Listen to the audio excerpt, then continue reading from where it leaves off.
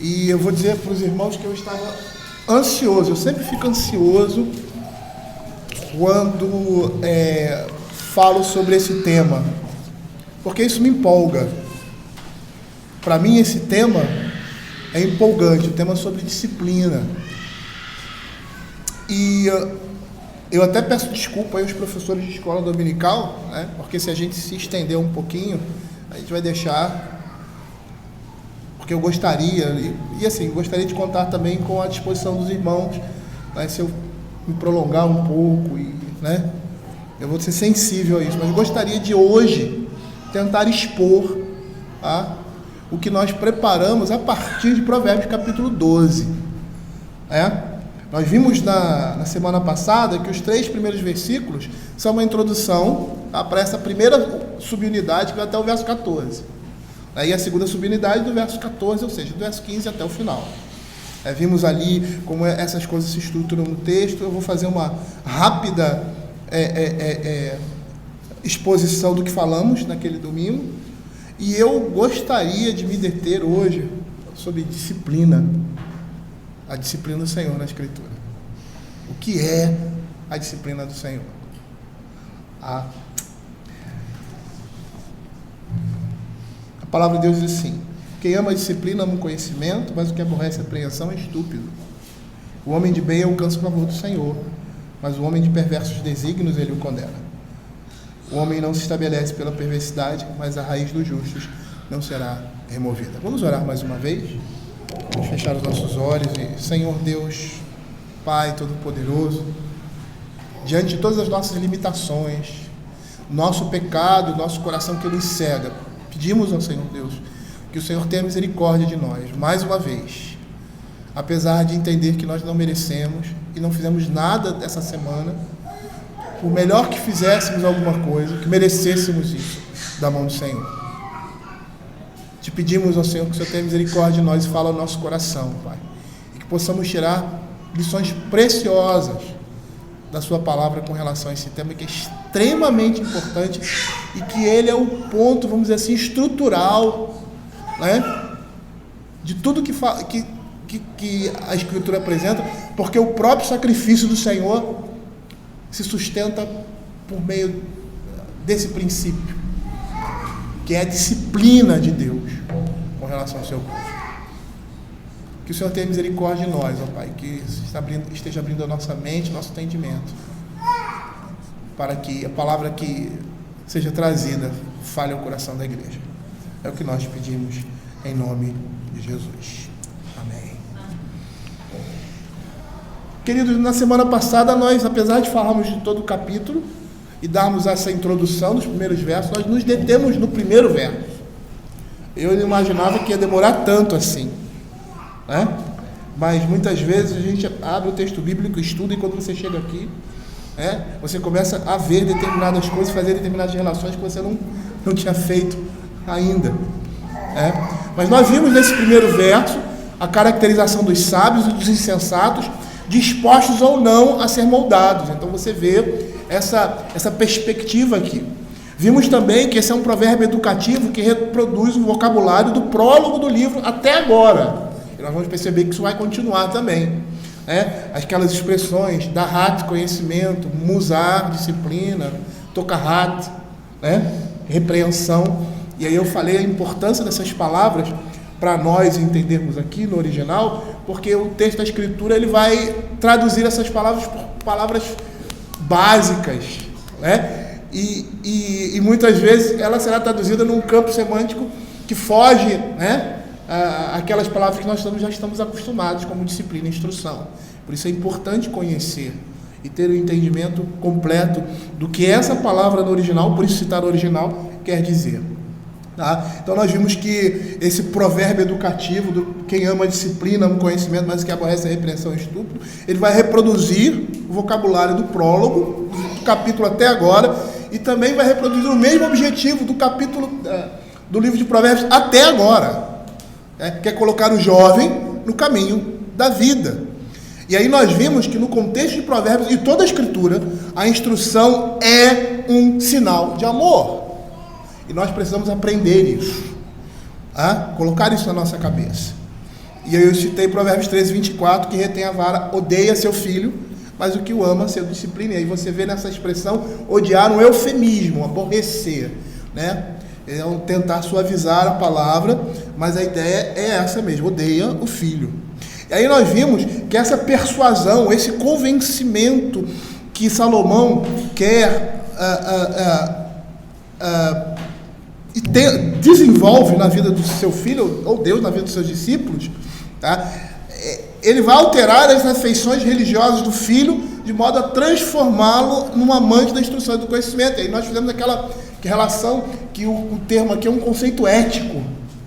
Aí, por ser um conceito ético e não um conceito puramente intelectual, a ideia aqui é que essas coisas vão adentrar dentro de nós, vão fazer parte de nós. Eu até citei aí algumas disciplinas da escola que você conhece, mas ela está distante da sua realidade. A ideia aqui é que essa instrução, ela faça parte da sua vida, faça parte do seu caráter, parte de você, e é por meio dessa argumentação, ou seja, da exposição da Escritura, que isso vai alcançar o seu propósito, tornar o jovem, o crente, um amante da instrução e do conhecimento. E aí na segunda parte nós vimos desse primeiro verso, mas o que aborrece a repreensão é estúpido. Nós vimos que o jovem que odeia a repreensão, ele primeiro está fora da esfera divina, no sentido de um modo de falar sensato, de um modo de se comportar justo, e que pertence, por causa disso, ao reino animal. Por isso ele é chamado de estúpido. Estúpido aqui é ignorante, é uma pessoa embrutecida, animalizada. Essa é a ideia. Por quê? Porque ele odeia a repreensão e tem como marca a estupidez animalesca.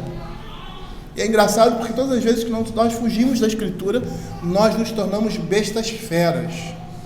É engraçado, né? Porque os animais, eles já são assim. Mas nós temos a capacidade de nos tornar pior do que eles.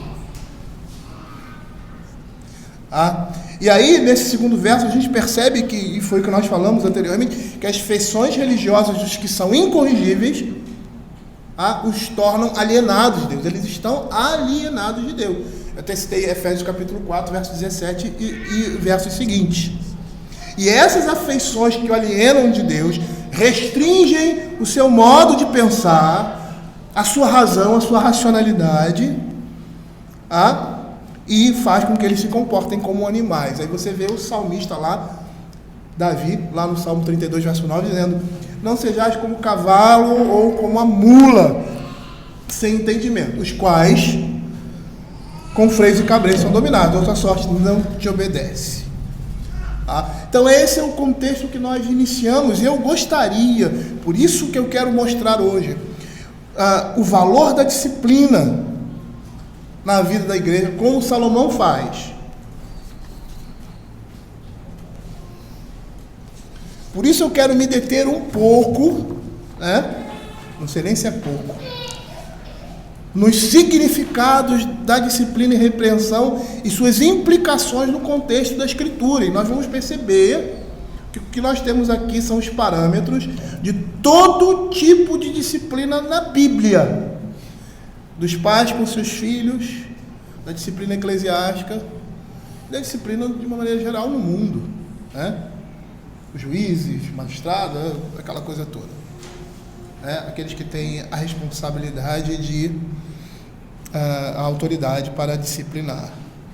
Mas eu quero me concentrar nessas duas áreas: na disciplina familiar com relação aos filhos e na disciplina eclesiástica.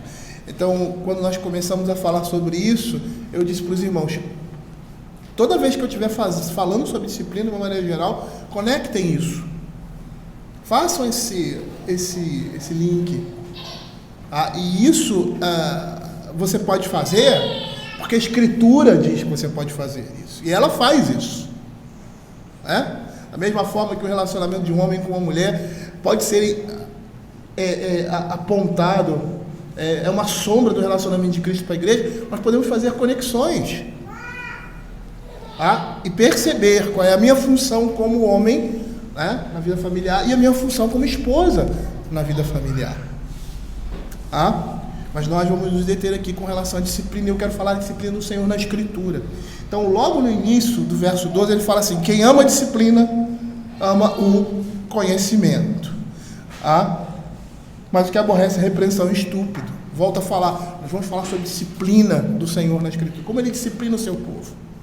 Agora, uma coisa interessante é que você vai perceber que o capítulo 12, 1 é correlato ao capítulo 6 de Efésios, verso 4. Os termos usados por Paulo quando ele fala sobre disciplina de filhos é o mesmo, lógico, em outra língua. E vós, pais, não provoqueis vossos filhos a ira, mas criai-os na disciplina e na admoestação do Senhor. Então você pode dizer que disciplina aqui e repreensão é disciplina lá no apóstolo Paulo e a demonstração do Senhor. Essas palavras, apesar de ser palavras de língua diferente, elas terão a mesma correspondência. E aí eu quero que vocês percebam o que a Escritura fala sobre a disciplina do Senhor. E o primeiro passo para a gente entender isso é entender o significado das palavras. No original, disciplina é musar, que é a disciplina, que é a palavra que procede de um verbo, ela é derivada de um verbo chamado iazar. Iazar gerou musar. O que seria iazar? É o verbo disciplinar, castigar, instruir. O seu derivado, que é um substantivo, representa, musar, a disciplina, o ato de disciplinar, o ato de castigar, o ato de instruir. Enquanto iazar demonstra ação, essa palavra disciplina demonstra o ato como um todo. Então elas vão estar inteiramente ligadas. Essa palavra musar, ela significa na Escritura disciplina, castigo e correção. Tanto o verbo como o seu termo derivado denotam uma correção, presta atenção, que resulta em educação. Por isso ele diz: quem ama a disciplina, ama o conhecimento. E uma disciplina que não educa não é disciplina. Então a gente já vê algumas coisas aí interessantes. Outra coisa interessante é que a disciplina tem um fundamento teológico na aliança de Javé com o seu povo. Nessa aliança que Deus estabelece com o seu povo. E essas palavras aqui que ele usa, musar e repreensão, tocará, são encontradas, musar em especial, 90 vezes no Pentateuco. Nos profetas e nos escritos dos santos, hagiógrafos, ali do Velho Testamento. 36 vezes aqui em Provérbios. Abra Levíticos capítulo 26, verso 18, e nós vamos começar a falar sobre essa disciplina bíblica, a disciplina do Senhor. Levíticos 26, 18. Nós vamos ficar um pouquinho aí em Levíticos. Olha o que diz aí: se ainda assim com isto não me ouvires, tornarei a castigar-vos. Que palavra é essa? Iazar. O que é Iazar? Iazar é a palavra disciplinar, que deu origem ao substantivo disciplina. Tornarei a castigar-vos 7 vezes mais, por causa dos vossos pecados. Percebam essa fórmula que é usada aqui. Veja que no verso 24 ele usa isso também. Tornarei a castigar-vos 7 vezes mais. Perceba que há um paralelo entre essas expressões. E aí ele diz assim: eu também serei, verso 24, contrário a vós outros, e eu mesmo vos ferirei 7 vezes mais por causa dos vossos pecados. Há um paralelo, ou seja, ferir e castigar estão no mesmo sentido, mesmo porque lá em cima é iazar, ferir agora é naca no original. Significa espancar, bater, ferir. Sabe o que o livro de Filipenses, de Levíticos, está nos mostrando? Que a disciplina corretiva de Deus nos mostra que o Senhor, com a sua disciplina, executa ações necessárias para que o povo mude.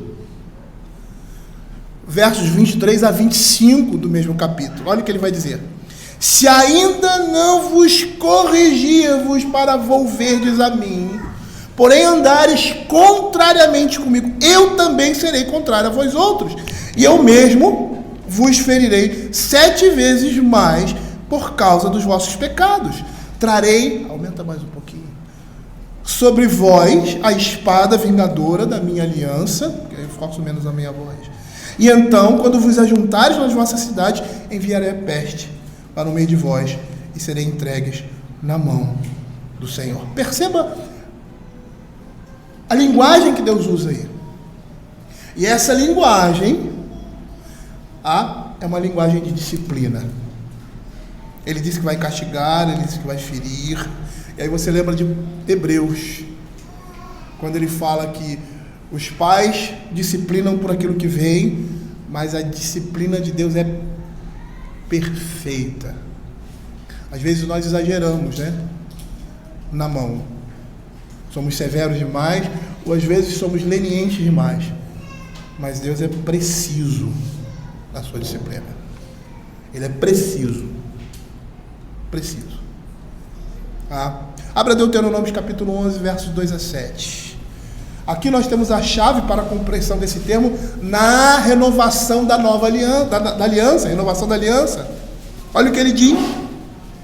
Deuteronômio 11, de 2 a 7. Considerai hoje, não falo com os vossos pais, que não conheceram nem viram a Musar, a disciplina do Senhor, vosso Deus. Considerai a grandeza do Senhor, sua poderosa mão e seu braço estendido. Eu já vou adiantar aqui. Aqui ele está mostrando que por meio da disciplina ele se revela. E também os seus sinais, as suas obras, que fez no meio do Egito a Faraó, rei do Egito, e a toda a sua terra, e o que fez ao exército do Egito, aos seus cavalos, aos seus carros, fazendo passar sobre eles as águas do Mar Vermelho, quando vos perseguiam, e como o Senhor o destruiu até o dia de hoje, e o que fez no deserto, até que chegaste a este lugar, e ainda o que fez a Datã e a Abirão, filhos de Eliabe, filho de Ruben, como a terra abriu a boca e o estragou, e bem assim sua família, suas tendas, e tudo que os seguia no meio de todo Israel, porquanto os vossos olhos são os que viram todas as grandes obras que fez o Senhor. Ou seja, a disciplina de Yahvé é a sua atividade poderosa na história da aliança, atividade mediante a qual ele se revela. Deus se revela por meio da sua disciplina. O caráter de Deus, o amor, a bondade, a misericórdia, a justiça, se revela por meio da disciplina. E é interessante que quando você fala, vamos prestar atenção aqui, na pregação, e quando você fala sobre disciplina, a questão do amor está ligada. Não é que as outras questões não estejam, mas ele sempre, você percebe que há uma ênfase em mostrar o amor de Deus. E aí você, no relacionamento dos pais com os filhos, até da igreja, isso tem que estar notório na disciplina. Sentimento de amor. Isso vai diferenciar a maneira como nós disciplinamos nossos filhos e lidamos com os nossos irmãos. Por quê? Porque é a atividade mediante a qual Deus se revela. O que Deus revela sobre si na sua disciplina? Já falamos algumas coisas aqui, vamos falar mais. O que um pai revela sobre si na disciplina dos seus filhos? O que uma igreja está revelando, está dizendo aos seus membros e ao mundo na disciplina dos seus membros? Deus se revela por meio da disciplina. Amor, justiça, bondade. E esse deve ser o mesmo caminho que nós devemos seguir e demonstrar com a nossa disciplina. Abra Deuteronômio capítulo 4, versos 32 a 35. E é interessante porque nesse texto aqui, eu quero fazer uma parte para mostrar Cristo aqui na palavra de Deus. É Deus se revelando por meio da sua disciplina, por meio do seu braço poderoso, não só na vida do seu povo, mas no mundo de uma maneira geral. Agora, pois, pergunta aos teus passados, aos tempos passados que te precederam, desde o dia em que Deus criou o homem sobre a terra, desde uma extremidade do céu até a outra. Sucedeu jamais coisa tamanha como esta, ou se ouviu coisa como esta, ou se algum povo ouviu falar a voz de algum Deus no meio do fogo, como tu ouviste, ficando vivo.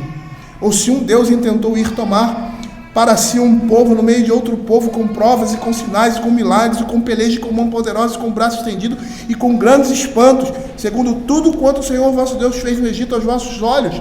A ti te foi mostrado para que soubesse que o Senhor é Deus, e não há nenhum outro senão Ele. E é interessante porque o que ele está falando aqui? Que a maneira como ele trata, a maneira da disciplina, e aí da instrução e da correção no meio do seu povo, Deus se revela como um Deus que não é igual a nenhum outro Deus.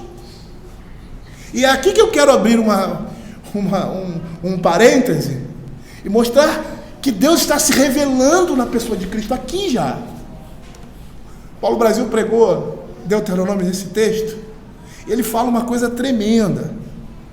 Ele diz que com tudo isso Deus queria que as pessoas olhassem, o mundo olhasse, as nações em volta olhassem e dissessem assim: que Deus é esse que entrou ali no Egito, numa nação poderosa, numa nação forte, numa nação que dominava, e com um braço forte arrancou o seu povo dali e lançou por terra todas as potestades do Egito.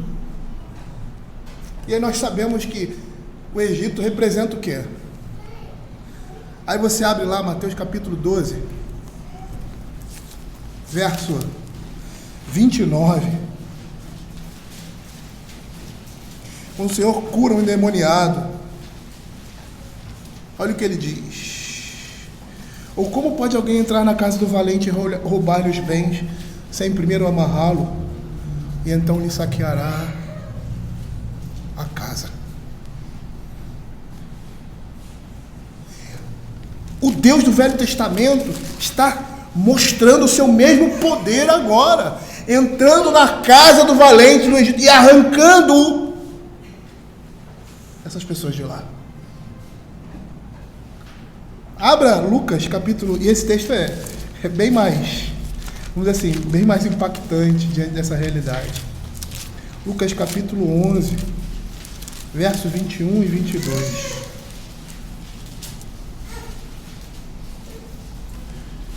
Verso 20, ele diz assim: se porém eu expulso os demônios pelo dedo de Deus, certamente é chegado o reino de Deus sobre vós.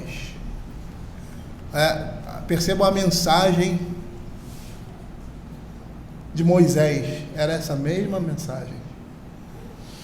O reino de Deus está chegando. Deus está chegando para resgatar o seu povo. Quando o valente, bem armado, guarda a sua própria casa, fica em segurança todos os seus bens, sobrevindo, porém, um mais valente do que este, vence-o, tira-lhe a armadura em que confiava e lhe divide os despojos.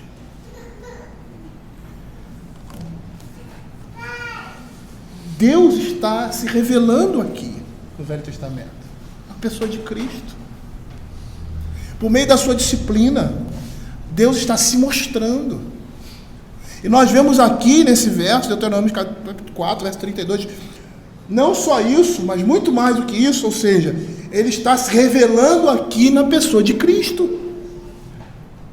É lógico que essa concepção a gente só tem porque a gente tem o Novo Testamento. Mas foi isso que Deus fez.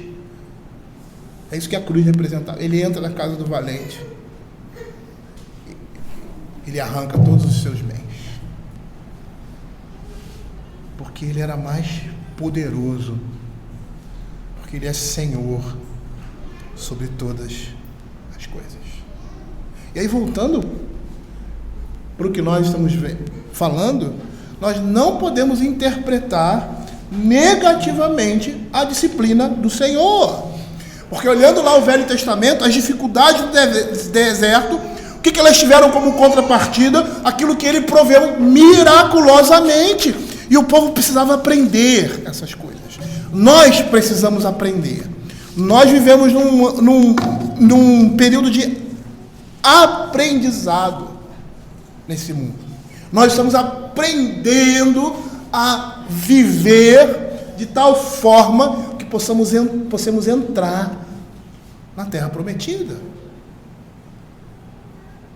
E aí você vai perceber que tanto a disciplina quanto as dificuldades que eles enfrentaram nessa caminhada no deserto tiveram como objetivo testar o que estava no coração do povo, se eles guardariam ou não os seus mandamentos. É o que Deuteronômio capítulo 8 vai falar. Recordar-te-ás de todo o caminho pelo qual o Senhor teu Deus te guiou no deserto, esses 40 anos. Eles iam fazer isso quando entrassem na terra prometida. Para te humilhar, para te provar e para saber que estava no teu coração, se guardarias ou não os seus mandamentos. Por essa razão, através da fome e também do maná que Deus providenciou, eles deveriam entender que nem só de pão viveria o homem, mas de tudo que procede da boca de Deus. E parece que a Escritura está nos mostrando que em meio à dificuldade, Deus quer mostrar o seu cuidado, o seu caráter naquilo que nós necessitamos, o seu cuidado para conosco. E assim, o povo de Deus, nós, deveríamos reconhecer em nossos corações que Yahvé está disciplinando o seu povo. Como alguém que carrega no colo. Sabe, pois, no teu coração que como um homem disciplina seu filho, assim disciplina o Senhor teu Deus. Então, nessa perspectiva, a disciplina deve ser considerada como uma educação teocêntrica, ou seja, uma educação em que Deus está no centro. E não só isso, mas que vai partir dele. Parte dele. Faz parte de Deus, é o próprio Deus. É interessante nós observarmos a linguagem que muitas vezes ele usa, como um homem disciplina seu filho. E você vai perceber que isso vai ter um significado teológico que está relacionado com a aliança. Com a aliança de Deus do seu povo. E aí você olha a importância daquilo que Paulo fala em Efésios, como instrumento divino do pacto de Deus com o seu povo. Como Deus disciplina seu filho, como um homem disciplina seu filho. Assim o Senhor faz. Naquela época, haviam determinados tratados, e em um deles, que era um tratado, chamava-se de Tratado de Suzerania. E nós não podemos dissociar que todas as convenções sociais, elas têm um fundamento aonde? Na revelação natural. Elas foram corrompidas, mas quando Deus estabelece a criação, faz todas as coisas, essas coisas estão embutidas ali dentro do homem. Ele vai reproduzir isso com o tempo. Vai buscar, vai achar determinadas coisas, porque deu capacidade, inteligência. Então você percebe que determinadas convenções sociais têm um fundamento na revelação. Não são convenções sociais ou culturais, porque você vai perceber que qualquer grupo social, qualquer grupo em que o homem se encontre, esses elementos estarão em menor ou maior escala, ou a distorção deles, mas eles estarão ali presentes, porque a negação de alguma coisa, na realidade, apresenta aquela coisa, ou não fala de uma outra realidade, mas fala da negação daquela realidade, por mais que seja completamente diferente, mas é a negação daquela realidade, então aponta para aquela realidade.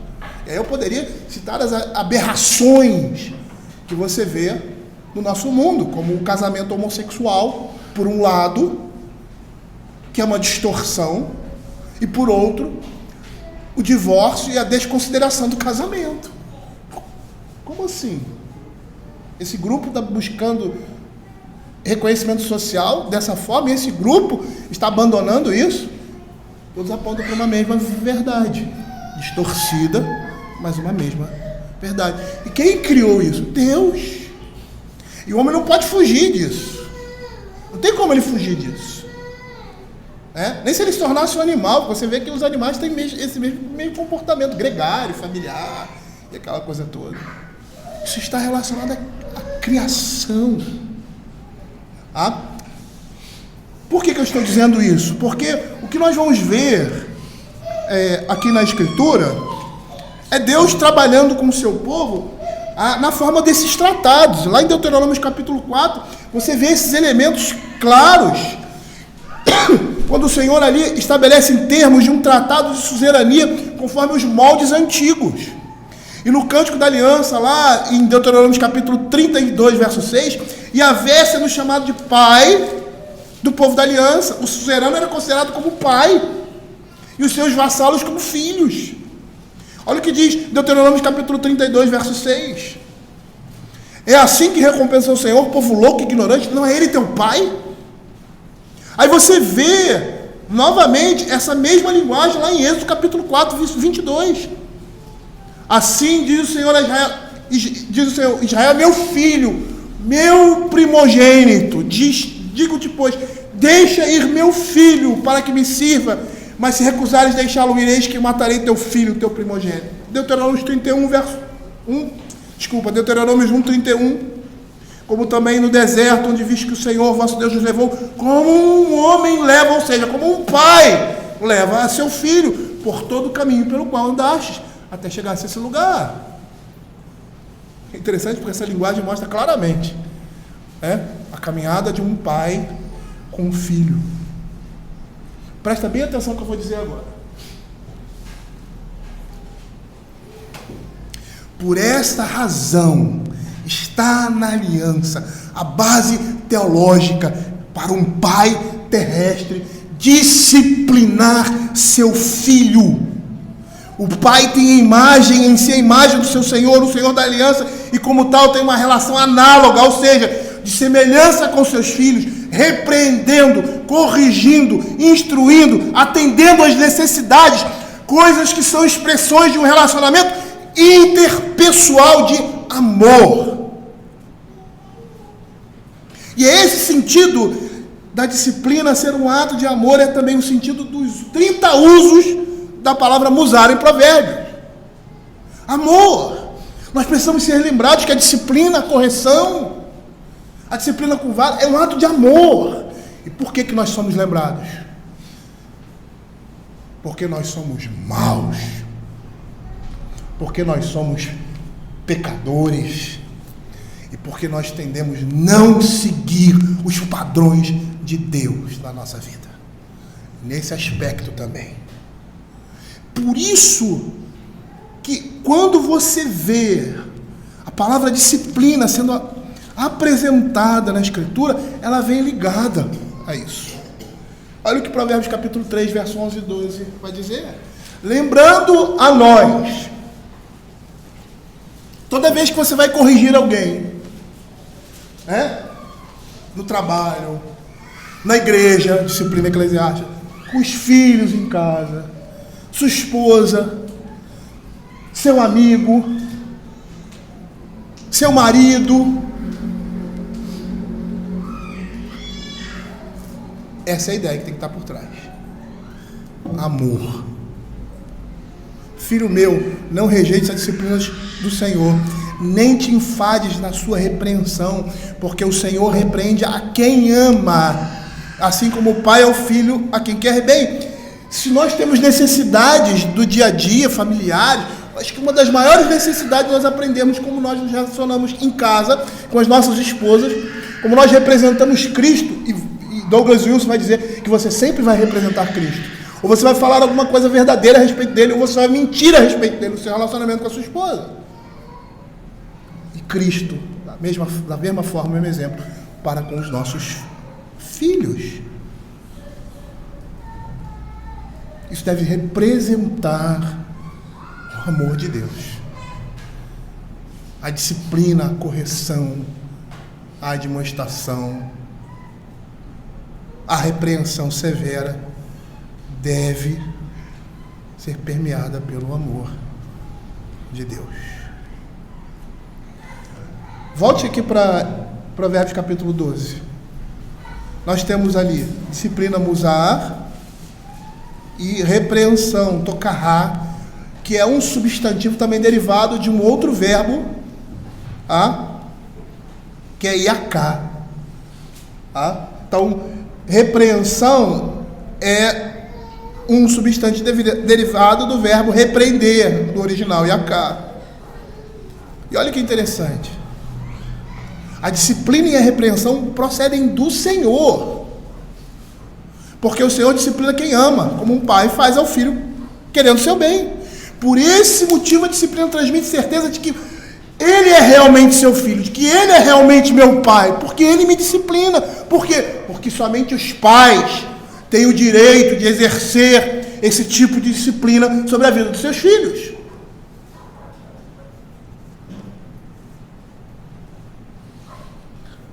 A palavra musar, disciplina, vai apontar para um estilo de vida teocêntrico. E só num segundo plano para um comportamento ético, moral correto. Isso quer dizer que acima do conceito ético, acima daquilo que é correto, acima do que é justo, esse comportamento representa muito mais do que isso: intimidade, exclusividade, relacionamento íntimo, e está relacionado ao amor de um pai pelo filho. E olha que interessante, você vai ver o livro de Provérbios estabelecendo essa disciplina com o temor do Senhor. É como se a Escritura estivesse dizendo: você tem que temer a Deus quando exercer qualquer tipo de juízo. Você que tem que temer a Deus quando exercer qualquer tipo de disciplina. Quando for corrigir o seu filho. Quando você for corrigir um membro da igreja. O temor de Deus deve estar por trás. Olha o que diz Provérbios capítulo 1, verso 7.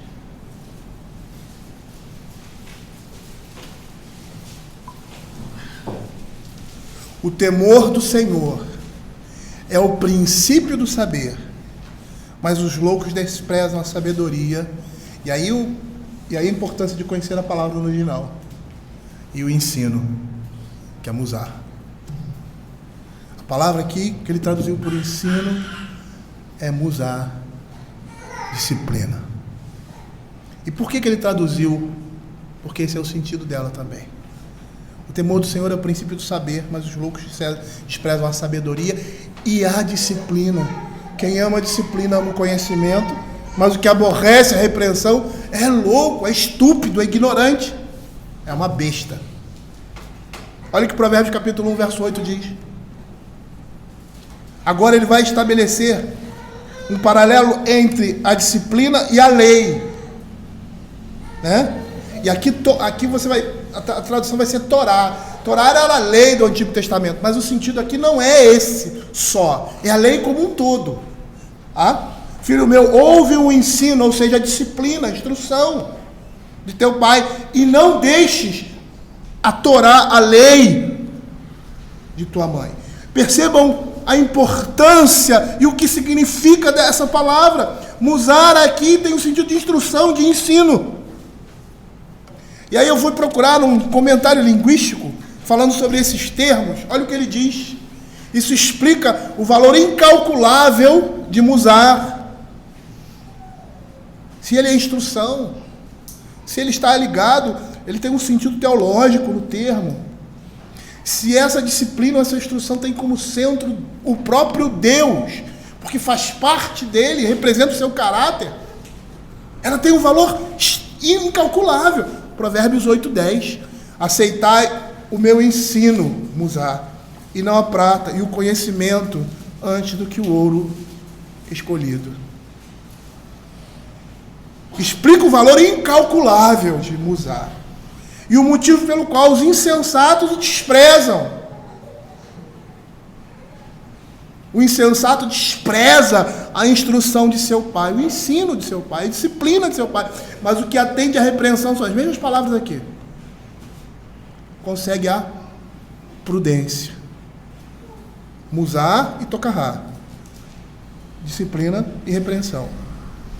Olha o verso, Provérbios capítulo 15, verso 5, e Provérbios capítulo 15, verso 32.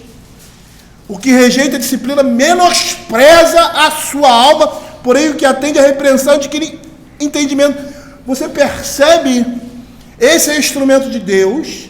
Esse instrumento de Deus mostra quem é Deus, demonstra o seu amor, o seu cuidado. Por isso ele tem um valor incalculável. Por isso, os insensatos desprezam essas coisas. Olha o que diz um outro comentário linguístico a respeito desse tema. Olha, ele diz: Provérbios e outros textos sapienciais falam da disciplina com ênfase na instrução. Tá? Às vezes, por que eu trago esse... A gente fala esse argumento de força, né? Porque às vezes eu gosto muito de fazer citação, já perceberam. Mas não é só por gostar, não. Tá? É para mostrar... Eu cheguei a essas mesmas conclusões, mas ele chegou antes de mim. E muitas dessas conclusões eu cheguei por causa desses livros. Mas para mostrar que não é coisa da minha cabeça. Eu não estou inventando. Tá? Por mais que eu estivesse expondo a Escritura, não tem como, né? Estou expondo a Escritura. Você está lendo, você é uma pessoa inteligente. Você não é débil mental, você não é maluco. Você pode não ser um linguista, você não pode não ser um teólogo, mas você é uma pessoa inteligente. Então, se eu chegar para você e apresentar alguma coisa aqui, não, realmente isso é coerente. Não, isso não é coerente. O ser humano é assim. Eu não preciso ser médico para saber de determinadas coisas. Eu não preciso ser mecânico para saber de determinadas coisas. E às vezes eu posso não entender nada disso. Mas eu sei julgar. Porque senão a gente tem que se formar em 500 mil coisas. Porque tem que saber tudo. Porque se você não soubesse... Mas você tem uma alma dentro de você... E o pior, você tem o Espírito Santo dentro de você, e isso vai fazer uma diferença incrível, porque ele vai dar discernimento. Porque vocês vão perceber que o que eu estou falando aqui é coerente com aquilo que a Escritura está dizendo. Olha o que ele diz nesse comentário. Provérbios e outros textos sapienciais falam da disciplina com ênfase na instrução. Ele diz assim: é tentador ver que apenas na aliança as noções aparentemente díspares, distintas, diferentes, de correção e instrução fluem harmonicamente. Como se ministrava a disciplina? Provérbios 22:15 fala de vara da disciplina. Na vida familiar, a igreja, Não, ele não usa esse termo vara. Mas olha que interessante. Olha que interessante. Olha que interessante. O maior número de vezes em Provérbios, essa palavra musar significa instrução oral. E daí a sua íntima relação, associação com a Torá, com a lei de Deus. Olha que interessante. Deve ser por isso, e isso é uma conclusão minha, que quando se fala de disciplina com vara em Provérbios, a vara está explicitamente citada, não é uma figura de linguagem. Por quê? Porque essa palavra tem muitos sentidos. E para fazer a diferença entre instrução verbal e correção física, visto que a disciplina também é instrução verbal e admoestação, você vê claramente essas coisas sendo citadas quando se fala na instrução dos pais com relação aos seus filhos. Quer ver? Abra Provérbios, eu vou até abrir aqui também. Provérbios 23, 13 e 14. Não retires da criança a disciplina, a instrução, o ensino, também. Pois se a fustigares com a vara, não morrerá.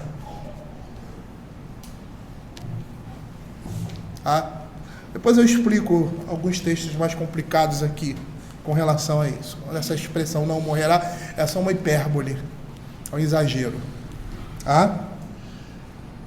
Mesmo porque disciplina está relacionada a amor.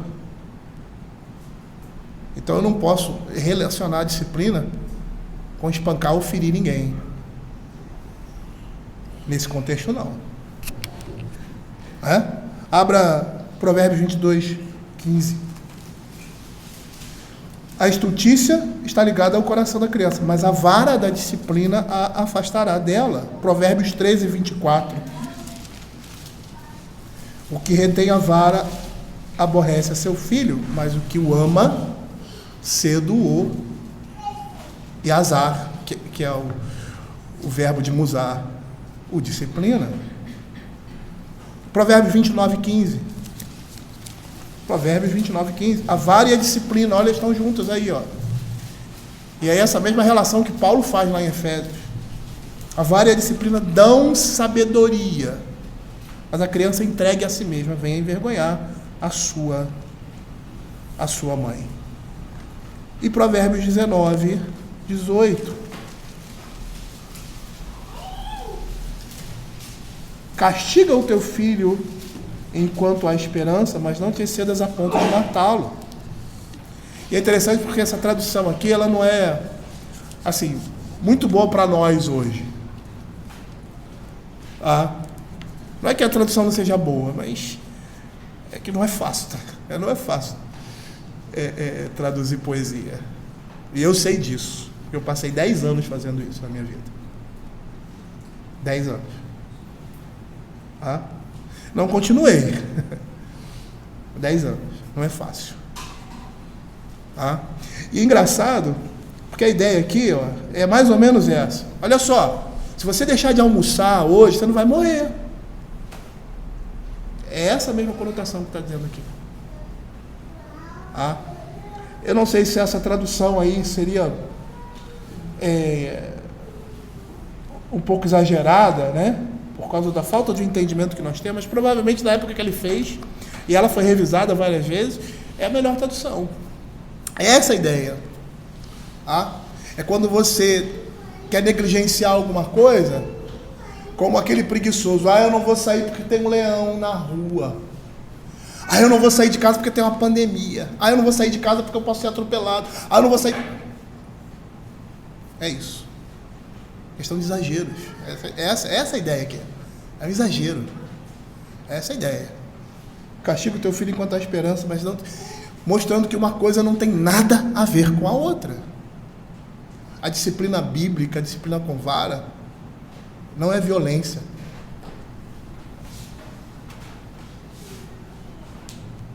Não é agredir um filho. É um ato de amor. Por isso, cuidado. Como é que eu estou disciplinando meu filho? É lógico que os filhos menores a gente usa isso, né? Dos maiores, às vezes, a gente não usa mais. Né? Deixa esse instrumento ali guardado e raramente se usa.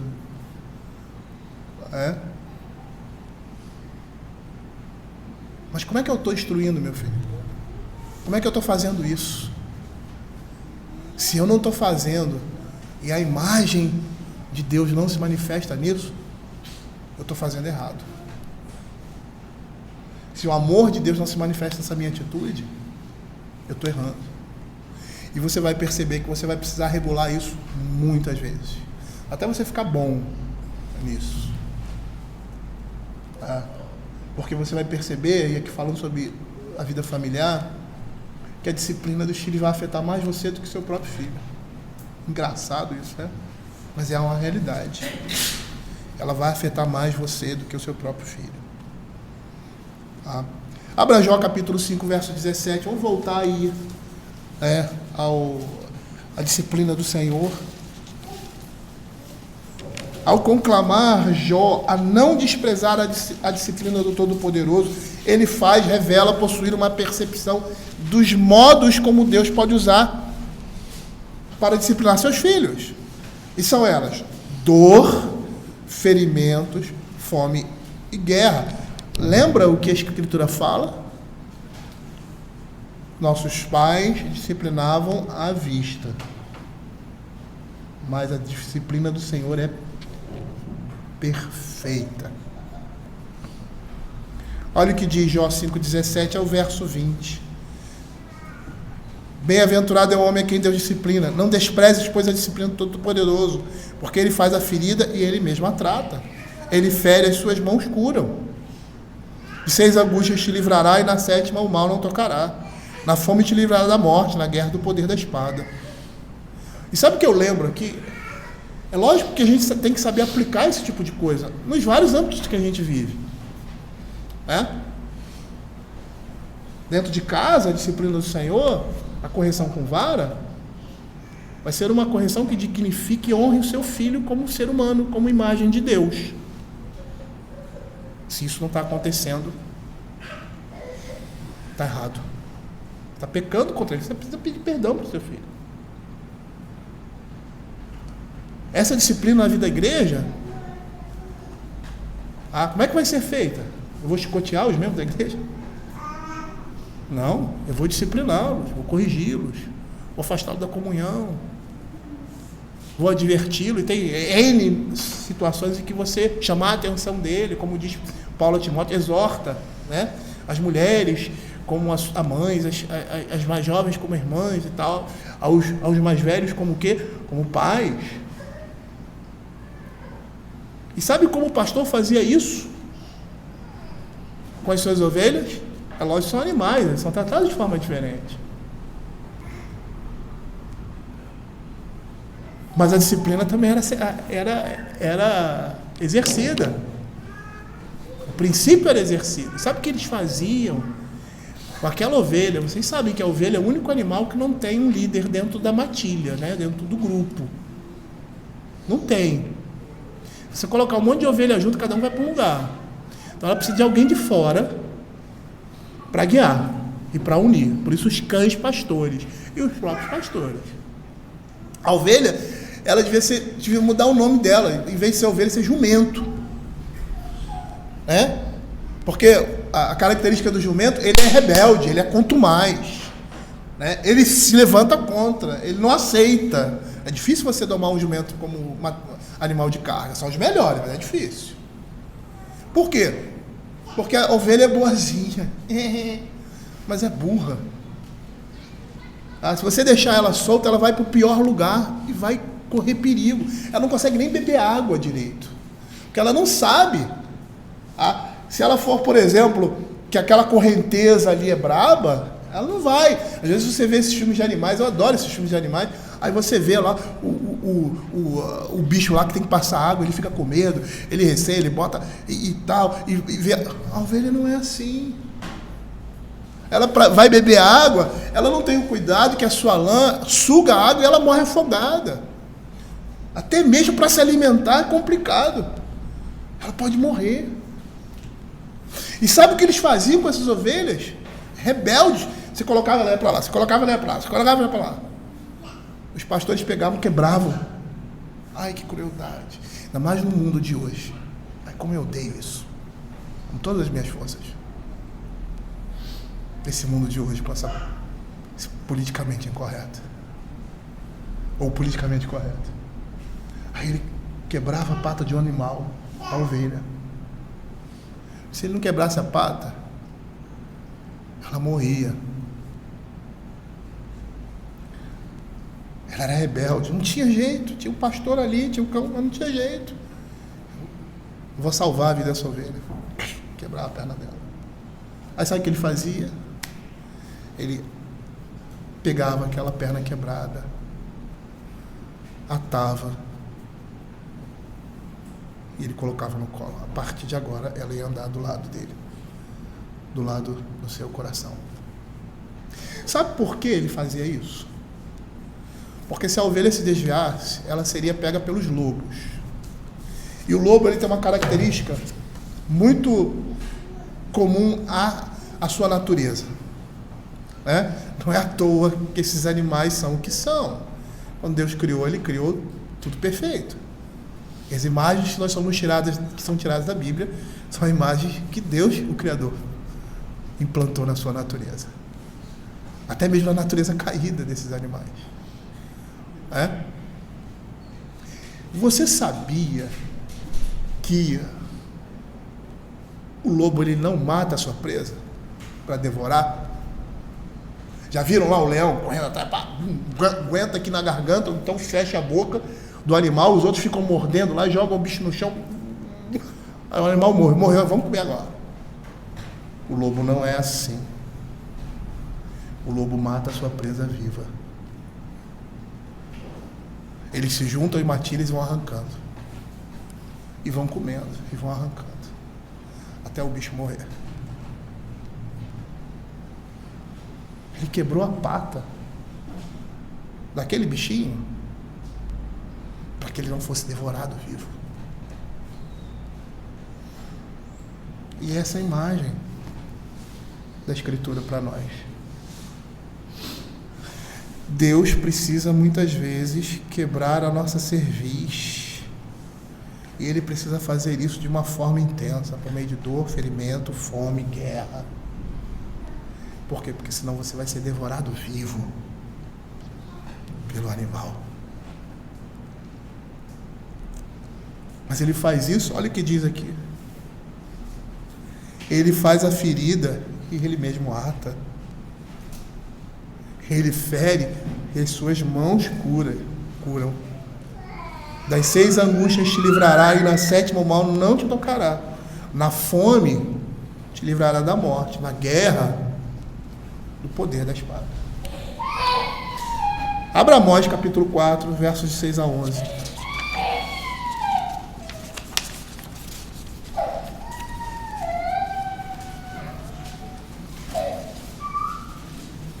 Amós acrescenta seca, pragas na lavoura, gafanhoto, epidemias e terremotos. A disciplina do Senhor nesse mundo. E olha que interessante. Vamos ver se vocês são perspicazes na leitura do texto. E se vocês chegam a essa conclusão antes mesmo de eu falar. Prestem atenção. Também vos deixei de dentes limpos em todas as vossas cidades. Amós capítulo 4, versos 6 a 11. Desculpa. Em todas as vossas cidades e com falta de pão em todos os vossos lugares. É Deus falando. Contudo, não vos converteste a mim, disse o Senhor. Além disso, retive de vós a chuva, 3 meses ainda antes da ceifa, e fiz chover sobre uma cidade e sobre outra não. Um campo teve chuva, mas o outro, que ficou sem chuva, secou. Andaram 2 ou 3 cidades da outra cidade para beberem água, mas não se saciaram.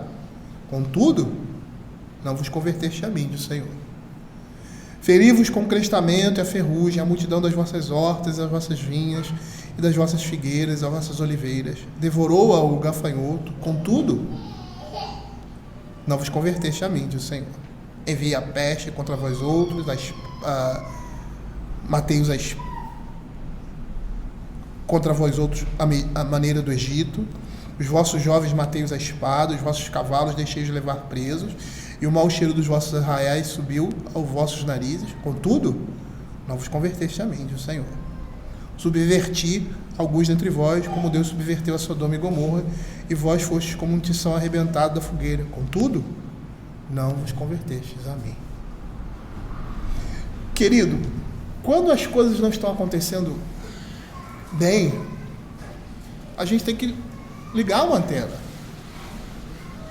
Eu tinha um pastor, o meu pastor, na época, o reverendo Alfredo, ele sempre dizia uma coisa que eu nunca esquecia. Tem coisas que pastores falam que a gente não esquece. Quando você está passando por uma situação difícil, Deus está querendo mostrar alguma coisa para você. Nem sempre essa situação é de disciplina, como juízo por causa do pecado. Né? Nem sempre. O mundo jaz no maligno e o juízo de Deus está sobre o mundo. Tá? E nós estamos propensos a todas essas coisas. Mas quando alguma coisa sai do normal, como uma pandemia, como uma catástrofe, uma Segunda Guerra Mundial, se bem que não é tão disfuncional nem anormal assim, alguma coisa Deus quer ensinar ao seu povo. Alguma coisa está precisando aprender. Se não for decorrente de pecado nosso, direto, alguma coisa o Senhor quer nos ensinar para o nosso bem. Mostrar para nós. Então a gente tem sempre que aprender com essas situações e sempre perguntar: Senhor, o que o Senhor quer comigo? Porque o propósito de tudo isso é: não vos converteste a mim. Ou seja, é trazer vida. É trazer vida. A disciplina traz vida. Porque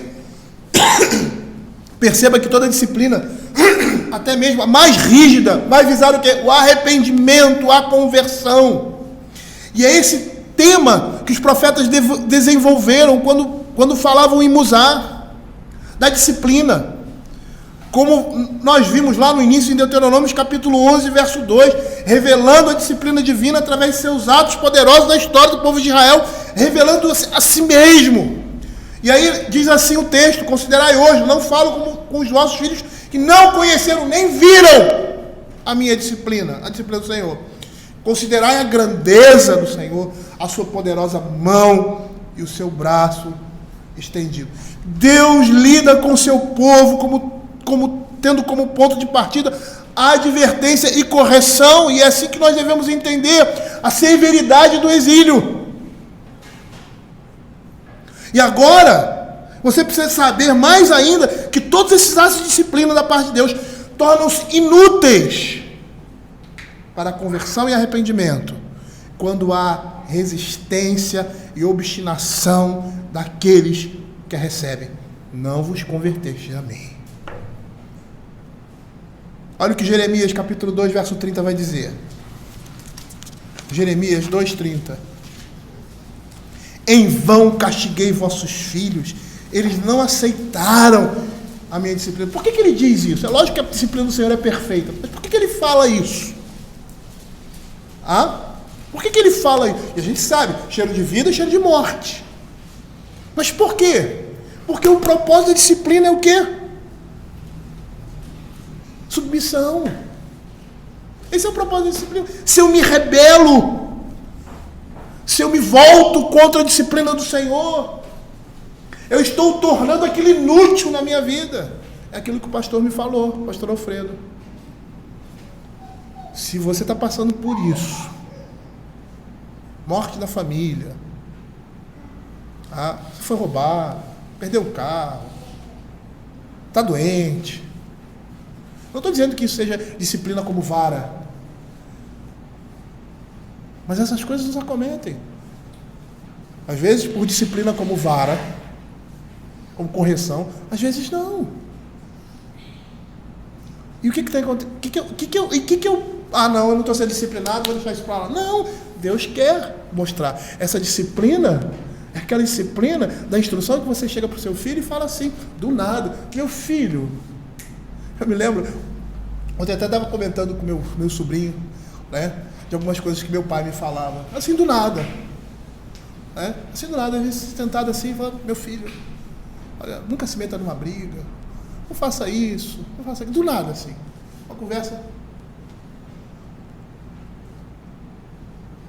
Instrução, disciplina. Disciplina. E às vezes Deus está nos disciplinando dessa forma. É uma instrução, é um caminho diante das coisas que estão acontecendo. Não que Ele está trazendo aquilo porque você pecou, mas para evitar um pecado. A gente não coloca restrições na vida dos nossos filhos. A gente coloca uma gradezinha, o pessoal que mora em escada, botou uma grade. Por que você botou uma grade ali? Por que a criança não pode descer essa escada? Qual o problema? E tem até criança que desce. Mas será que todas as vezes que ela descer a escada, ela vai descer e não vai cair? Não, que você coloca uma grade. Deus coloca grades para nós também. Não, nós vamos passar daqui. Aí o que a criança faz? Eu quero passar. Ai, vou tentar forçar. Não tem como. Não vai surtir efeito. Eu sempre falo, se você tem que parar seu filho precisa se obedecer, você precisa fazer algum esforço físico para isso, é porque não existe autoridade. Não existe submissão. Ele não aprendeu a submeter. Ou isso é uma falha sua, ou é natural do coração rebelde dele, e você vai precisar intensificar aquilo ali. Por quê? Porque quando Deus fala ao nosso ouvido, não faça isso, Ele não precisa de instrumentos para impedir que façamos. Nós não somos animais. Nós não somos jumentos nem mulas, que precisamos de freio. Isso você aprende em casa. Olha como a disciplina é importante na vida de uma família, no pensamento judaico-cristão. É essencial no relacionamento de Deus com o seu povo. É essencial. E você deve representar isso dentro da sua casa. Dentro da sua casa. Uma coisa que eu sempre tinha em mente quando eu disciplinava meus filhos era isso. Estou dizendo que sempre era perfeito, não. Não era perfeito. Você vai perguntar para eles. Mas é sempre isso. Eu preciso, no que eu vou fazer aqui, eles precisam olhar para mim e ver Cristo. Ver o amor de Deus na vida deles, por meio disso. Abra Jeremias capítulo 5, versos 3 e 4.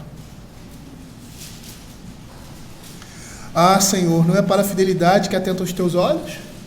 Tu feriste e não lhes doeu, consumiste-os e não quiseram receber a disciplina, endureceram o rosto mais do que uma rocha, não quiseram voltar. Jeremias capítulo 7, verso 28, abra aí. Dir-lhe-ás, esta é a nação que não atende a voz do Senhor, seu Deus, e não aceita a disciplina, já pereceu, a verdade foi eliminada de sua boca.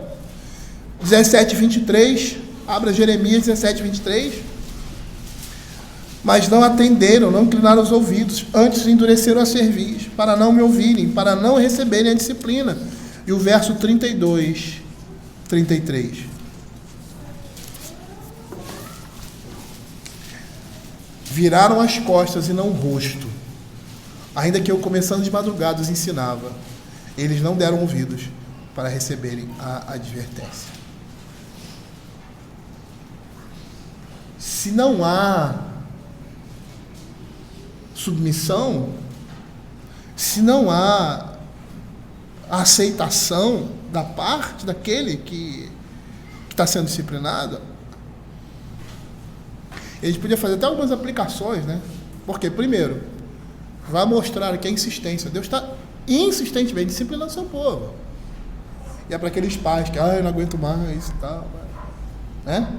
Tem que corrigir, tem que sempre instruir, ensinar, mostrar a coisa certa, colocar no caminho correto. É assim, insistência. Né? Semelhante ao que Deus faz. O que Deus faz conosco. Se ele é rebelde, continua, insiste, porque a cerviz precisa ser quebrada, como a nossa precisa ser quebrada. Mas a misericórdia do Senhor jamais se afasta de nós. Não é isso que ele fala lá em 1 Samuel? Acho que é 1 ou 2 Samuel. Acho que é 1 Samuel capítulo 7, verso 14, se eu não me engano. Tá? Quando ele fala de Davi e a sua descendência. Ele, olha, se transgredirem, eu vou açoitar com varas de escorpiões, mas jamais a minha misericórdia se apartará deles. A nossa disciplina, a disciplina humana, em todas as esferas, ela deve mostrar essa misericórdia. Deve mostrar severidade, mas severidade não significa falta de amor. Severidade não significa ignorância. Severidade não significa violência, humilhação, xingamento. Severidade significa justiça. Se a causa necessita de sermos mais duros, nós seremos. Porque se não for assim, a massa desanda. E é lógico que você vai aplicar essa disciplina, né? O Senhor é Senhor sobre todas as coisas, está lidando com o mundo. É Ele quem traz sofrimento ao mundo por causa do pecado. Mas Ele não é o agente direto disso. O agente direto é o diabo. O agente direto somos nós. O agente direto é o pecado. Ele é o juiz sobre todas as coisas. E que vai trazer isso com um propósito. Na vida do crente, é o pai com o filho. Amor, cuidado. Com o ímpio, um juiz implacável. Não que ele não fosse implacável com os filhos. Ele foi tão implacável que ele deu o seu filho para sofrer nosso lugar. O amor de Deus. E é isso que Isaías vai mostrar. Isaías 53, verso 5. O castigo que nos traz musar, a disciplina que nos traz a paz, estava sobre ele. Olha o que um comentarista fala a respeito disso. Este é claramente um contexto de expiação.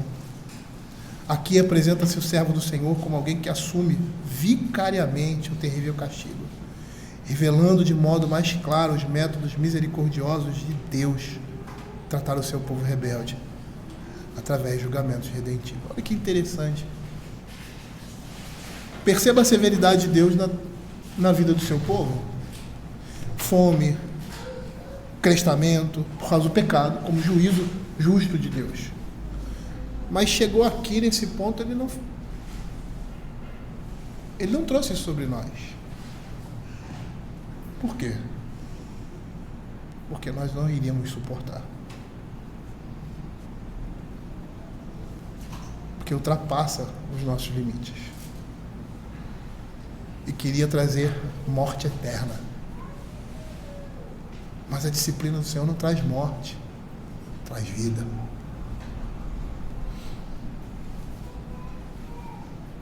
Para mostrar a sua justiça, a severidade de Deus, e o amor e a sua misericórdia, Ele interpõe entre nós e Ele, na sua disciplina, a sua própria pessoa, o seu Filho amado.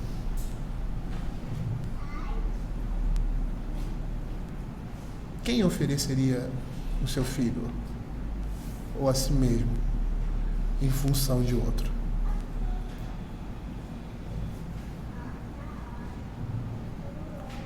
Que pai que ama verdadeiramente seu filho entregaria ele à morte? Eu acho que um pai faria o seguinte: ele se disporia. Não leva meu filho não, leva a mim. Mas o que ele fala, o Senhor Jesus fala? Eu dou minha vida. Eu dou a minha vida. Ele diz que o Pai o enviou e o colocou como sacrifício, mas ele diz, eu dou a minha vida. E aí você mais uma vez vê a Trindade presente aí no sacrifício de Cristo, mostrando o amor de Deus. Ele não deixou de exercer a sua justiça. Também não deixa de exercer o seu amor no mesmo ato. Por isso nós, tanto na igreja quanto na família, a nossa disciplina tem que mostrar caráter, a bondade, a misericórdia, da justiça e da retidão na vida daqueles que são nossos.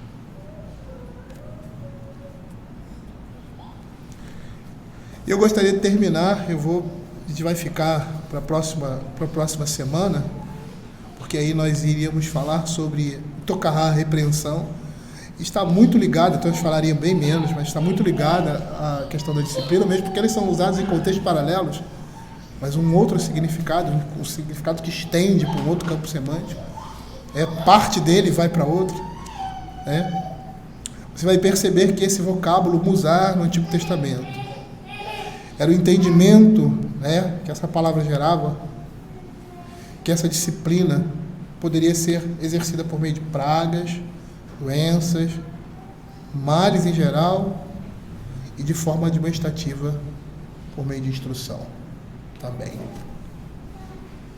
E é esse sentido agora da segunda parte desse verso que vai estar mais arraigado. Tá? Mas o que aborrece a repreensão é estúpido. Lembra que eu falei no início, façam esse paralelo. Tenham essa mente, peçam isso ao Senhor, para que Ele esteja abrindo o entendimento de vocês, porque a gente é meio mula mesmo, as coisas estão muito na nossa cara e a gente não consegue ver. Até pela maneira como a Escritura é exposta muitas vezes, a maneira dessa exposição ela nos trava. Mas quando a palavra de Deus ela é apresentada para nós de uma forma, vamos dizer assim, apropriada, não é, Alexandre? Alexandre, com as pregações lá do Paulo Brasil, às vezes quando ele falando coisas que o Paulo Brasil não disse. Eu fico assim, eu nunca pensei nisso. Abre a nossa mente para entender a palavra de Deus na riqueza. Porque Ele é aquele que entra na casa do valente, arrebenta com tudo e tira o seu povo de lá, como Cristo fez conosco. Vamos orar.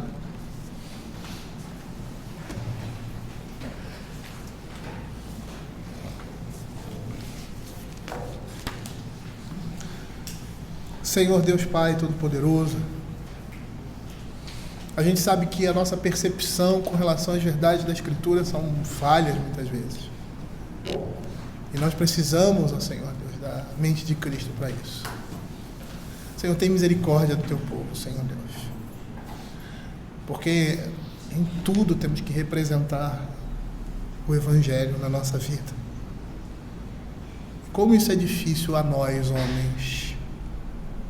Mas a Escritura mesmo diz, é nesse contexto que nós temos que entender isso. As coisas impossíveis para os homens são possíveis para Deus.